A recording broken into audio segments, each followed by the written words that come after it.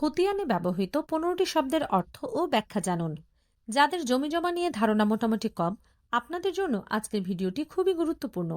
কম বেশি আমরা সবাই খতিয়ান বা পর্চা চিনি, কিন্তু খতিয়ানে ব্যবহৃত অনেকগুলো শব্দ যেগুলোর আমরা অর্থ বুঝি না। তাই এই ভিডিওর মাধ্যমে আপনাদেরকে খতিয়ানে গুরুত্বপূর্ণ কিছু শব্দ এবং এর অর্থ শেয়ার করলাম। খতিয়ানে বুঝতে প্রয়োজনীয় 15টি শব্দের অর্থ জানুন। নাম্বার 1, খতিয়ান বা জমির মালিকানা রেকর্ড। নাম্বার 2, দাগ নম্বর, জমির নির্দিষ্ট চৌহদ্দি বা টুকরার নম্বর। নাম্বার 3, মৌজা, গ্রাম বা এলাকার সরকারি নাম। নাম্বার 4, জেল নাম্বার, জরিপের লেজার নম্বর। নাম্বার 5, হাল খতিয়ান, সর্বশেষ রেকর্ড। নাম্বার 6, সাবেক খতিয়ান, পুরনো জরিপের রেকর্ড।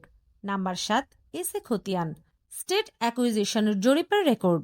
নাম্বার 8, আরএস খতিয়ান, রিভিশনাল জরিপ রেকর্ড। নাম্বার 9, বিএস খতিয়ান, বাংলাদেশ জরিপ রেকর্ড। নাম্বার 10, সিএস খতিয়ান, ক্যাডাস্ট্রাল সার্ভে, ব্রিটিশ আমলের জরিপ। নাম্বার 11, দাগ, জমির ক্ষুদ্র অংশ বা প্লট। নাম্বার 12, জমির শ্রেণী, কৃষি, বসতভিটা, বাগান, জলাশয় ইত্যাদি। নাম্বার 13, একক, যেমন একর, শতক, কাঠা, জমির পরিমাণের একক। 14, মালিকের নাম, যার নামে রেকর্ড আছে। 15, পিতা বা পিতৃ পরিচয়, মালিকের পিতার নাম বা পরিচয় শনাক্তকরণ।